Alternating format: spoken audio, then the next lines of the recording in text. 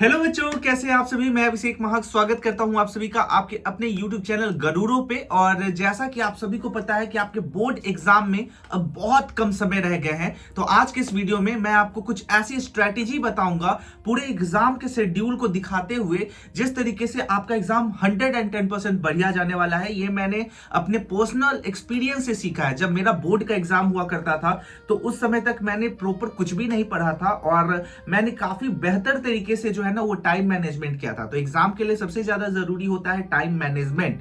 और दूसरी चीज कि हम आर्ट्स वाले को ना यार पूरी दुनिया एक अलग नजरिए से देखती है। उन्हें लगता है कि ये बंदा अगर आर्ट्स लेकर के चल रहा है ना तो ये बहुत ज्यादा कमजोर है, पढ़ने में इंटरेस्ट ही नहीं है इसको। तो हम लोगों को तो भाई दुनिया ही अलग नजरिए से देख रही है, और ऐसे में अगर हम लोग रिजल्ट लेकर के नहीं आए तो हम लोग और उनके थू का शिकार बनेंगे। तो इससे बढ़िया है इन सभी टेंशन को गोली मारो 2-3 सेकंड के लिए। दुनिया को जो बोलना है बोलने दो।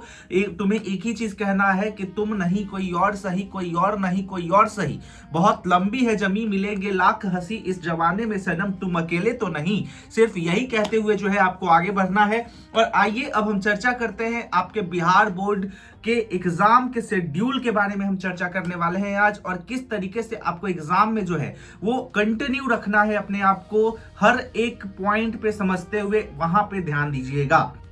चलिए, सबसे पहले यहां पे आप देख सकते हैं कि यहां पे आपके एग्जाम के पॉइंट ऑफ व्यू से बहुत ज्यादा इंपॉर्टेंट ये जो नोटिफिकेशन आप देख रहे हैं, ये नोटिफिकेशन आपके लिए बहुत ज्यादा जो है ये अनिवार्य हो जाता है। ठीक है, तो जैसा कि आपको पता है यहां पे सबसे पहले देख लीजिए कि आपका जो एग्जाम है वो 2 तारीख से स्टार्ट होने वाला है, 2 फरवरी से स्टार्ट होने वाला है। और 2 फरवरी से जो सबसे पहला शिफ्ट है उसमें तो नहीं, लेकिन सेकंड शिफ्ट में जो बच्चे इंटरमीडिएट में हैं उनका इकोनॉमिक्स, यहाँ पे सब्जेक्ट कोड आप देख सकते हैं 326 इकोनॉमिक्स है। उसके बाद आप देखिए यहाँ पे अगर मैं दिखाने की कोशिश करता हूं तो देन आफ्टर आपका जो सेकंड पेपर जाने वाला है बच्चों, वो जाने वाला है आपका 3 फरवरी को। 3 फरवरी को आपका पॉलिटिकल साइंस है, पेपर कोड है 322, यहाँ पे आप देख सकते हैं सेकंड शिफ्ट में। उसके बाद आपका जो है नेक्स्ट पेपर आ जाता है सेकंड शिफ्ट में 5 तारीख को, यानी 5 फरवरी को ज्योग्राफी। उसके बाद आपका आ जाता है यहाँ पे हिस्ट्री आता है आपको 9 तारीख को, 9 फरवरी को आपका हिस्ट्री आता है। तो ये सारी कुछ मेन जो सब्जेक्ट हैं ये आपके हैं। अब ऐसे में आपको स्कोर कैसे करना है, आप अंदर से बहुत ज्यादा घबरा रहे होंगे। अगर कोई बच्चे का इकोनॉमिक्स है तो इकोनॉमिक्स में घबरा रहा है तो टेंशन नहीं लेना है आपको, क्योंकि मैं आपको सिर्फ और सिर्फ जो है ना यही चीज पढ़ाने वाला हूं कि आपको किस तरीके से अपना एग्जाम कवर कर लेना है। मैं आपको कुछ ऐसे गेस्ट पेपर्स क्वेश्चन बताऊंगा जिसको आपसे पढ़ करके जाइए और एग्जाम में जो है वो लिख करके आइए। इससे बाहर आपके प्रश्न नहीं आएंगे।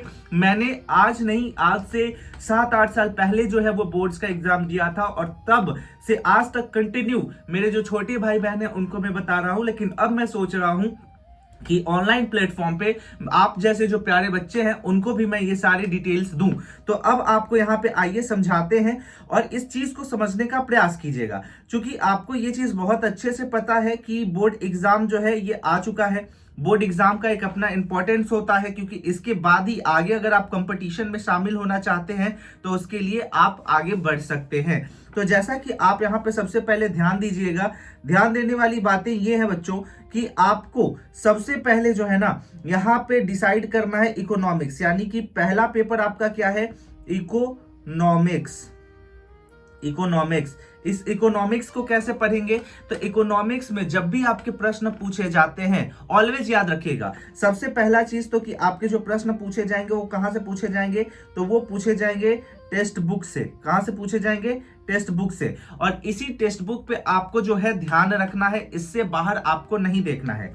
दूसरा आपका क्या है कि आपको पीवाईक्यू बनाना है, पीवाईक्यू बनाना है। अगर आप एक बार पीवाईक्यू बनाते हो तो पीवाईक्यू आपके लिए बहुत ज्यादा इंपॉर्टेंट है। और ये मैं सिर्फ इकोनॉमिक्स की बात नहीं कर रहा, ये मैं बात जो है वो पॉलिटी की कर रहा हूं, मैं हिस्ट्री की कर रहा हूं, मैं ज्योग्राफी की कर रहा हूं। ठीक है, तो ये सभी सब्जेक्ट्स को लेकर के जो है मैं बातें कर रहा हूं। अब यहाँ पे मैं आपको जो है थोड़ा सा और दिखाना चाहूंगा।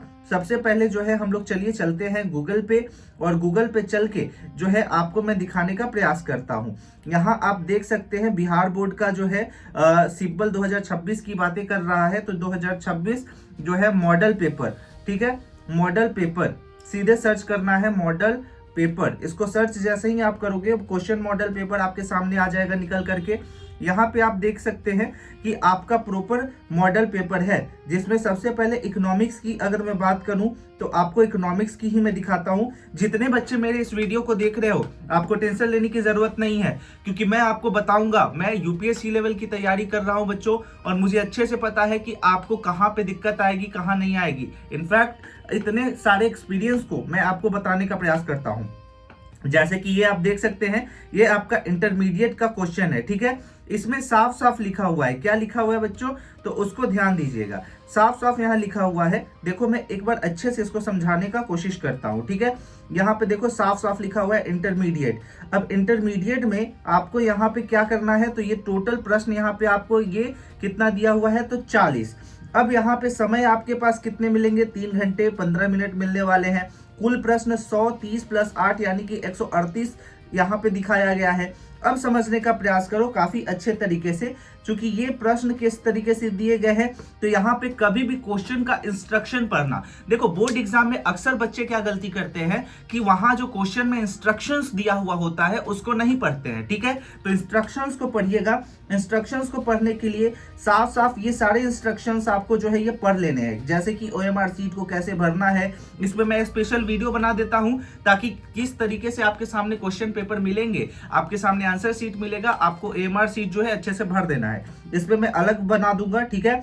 अब यहाँ पे आप देखो साफ साफ दिया हुआ है कि प्रश्नों को पहले पढ़ लेना है। क्या करना है, प्रश्नों को पहले पढ़ लेना है। तो प्लीज प्रश्नों को पहले पढ़िएगा। ऐसा कुछ नहीं है कि सीधे आगे बढ़ने का कोशिश करेंगे, ये सारी चीज अलग वीडियो में बताएंगे। फिलहाल मॉक टेस्ट को और अच्छे से समझाने का प्रयास करता हूं मैं। जैसे कि पॉइंट नंबर 6 देखिए, पॉइंट नंबर 6 क्या कहता है कि 50 प्रश्नों का उत्तर देना अनिवार्य है, ठीक है। टोटल कितने 100 वस्तुनिष्ठ प्रश्न पूछे जाएंगे, जिसमें 50 उत्तर देना अनिवार्य है, और इसमें से सही उत्तर जो आप दोगे उसके लिए 1 अंक निर्धारित किया गया है, और गलत उत्तर के लिए जो है कोई भी निगेटिव मार्किंग नहीं है। इन सभी चीजों को जब एक बार समझ लेते हैं तो ये सारे इंस्ट्रक्शन है, इस पे हम बाद में चर्चा कर लेंगे। सबसे पहले आप यहाँ पे देखिए कि 100 वस्तुनिष्ठ प्रश्न है, तो इसमें से कैसे कौन कौन से एमसीक्यू क्वेश्चंस जो है वो आने के यहाँ संभावना है। तो मॉडल पेपर को ऑलवेज याद रखिएगा। मैं ये इकोनॉमिक्स का काम करता हूँ, ये पूरे मॉडल पेपर को मैं करा देता हूँ, ठीक है। सेम इसी तरीके से पॉलिटी करा देता हूँ, सेम इसी तरीके से हिस्ट्री करा देता हूँ, ज्योग्राफी करा देता हूँ। तो आपके लिए सारा मैं करा देता हूँ, तो ये आपके लिए एक काफी बेहतर हो जाएगा, ठीक है। तो इसको यहाँ जो है मैं करवाने का कोशिश करता हूँ। जैसे कहता है 1 कप चाय की कीमत किस अर्थशास्त्र की विषय वस्तु है, ठीक है। अब यहाँ पे पूछता है समष्टि, व्यष्टि, अंतरराष्ट्रीय या इनमें से सभी। तो आप एक चीज याद रखिएगा, जब भी आप इकोनॉमिक्स पढ़ते होंगे तो उसमें आप लोग 2 इकोनॉमिक्स पढ़ते होंगे, समष्टि और व्यष्टि, यानी माइक्रो और मैक्रो। तो यहाँ पे बात कर रहा है 1 कप चाय की कीमत, यानी कि 1 कप चाय किसके लिए है, तो एक आदमी के लिए ही होगा। 1 कप चाय में पूरी दुनिया की तो बात है नहीं ना, तो ये इंडिविजुअल है। इंडिविजुअल यानी कि अकेला, और अकेला किस चीज के बारे में हम लोग पढ़ते हैं, तो माइक्रो में पढ़ते हैं, ठीक है। तो ये क्या आपके लिए क्या होगा, समष्टि होगा या व्यष्टि होगा, ठीक है। तो ये आपके लिए क्या होगा, समष्टि होगा। The price of cup of T is subjected matter with economics, micro और माइक्रो, ठीक है। क्या होगा, माइक्रो। समझ में आया, व्यष्टि। अब इसके अलावा आगे बढ़ने का कोशिश करेंगे, तो सेम इसी तरीके से बाजार अर्थव्यवस्था में आर्थिक क्रियाकलापों का समन्वय किसके द्वारा होता है, ठीक है। यानी कि क्वेश्चन क्या कह रहा है ये समझिए। In the market economy activity are coordinated by, किसके द्वारा होता है, गवर्नमेंट होता है, प्राइस होता है, ये मल्टीनेशनल होता है, या ऑल ऑफ दिस होता है। तो ये सारी चीजें काफी आसान तरीके से हैं, कैसे बनाना है कैसे करना है ये सारी चीजें मैं आपको बताऊंगा। फिलहाल अभी यहाँ पे हम मॉडल पेपर जो है ये सॉल्व नहीं कर रहे हैं। यहाँ पे और भी बहुत सारे प्रश्न अगर आप देखेंगे तो आपको यहाँ पे जो है वो नजर आएगा, ठीक है। यहाँ पे लगभग 100 प्रश्न है, और यकीन मानिए ये 100 के 100 हम लोग जो है ये प्रैक्टिस कर लेंगे, और ये आपके लिए बहुत ज्यादा इंपॉर्टेंट होता है, ठीक है। इसमें मैं आपको ये भी बताऊंगा कि कौन कौन से सिद्धांत जो है वो आ रहे हैं, ठीक है। तो इसी तरीके से आप यहाँ पे जो है इकोनॉमिक्स देख रहे हैं। अब मैं आपको जो है पॉलिटी दिखाता हूँ, ठीक है, जो कि पॉलिटी आपका जो सेकंड पेपर है, ठीक है, इकोनॉमिक्स के बाद। तो पॉलिटी में देखने के लिए यहाँ पे समझते पहले यहाँ पे देखो मॉडल पेपर में पॉलिटी दिया हुआ है। पॉलिटी को ओपन करते हैं और इसमें जो क्वेश्चंस है उस क्वेश्चंस पे भी हम डिस्कस एक बार करेंगे। पॉलिटिकल साइंस को जैसे ही ओपन करते हैं आप यहाँ पे देख सकते हैं कि सारे डिटेल्स पॉलिटिकल साइंस को लेकर के जो है वो दिए गए हैं। अब इस पूरे एग्जाम को समझने का प्रयास कीजिए। सेम वैसे ही ये दिशा निर्देश दिए गए हैं।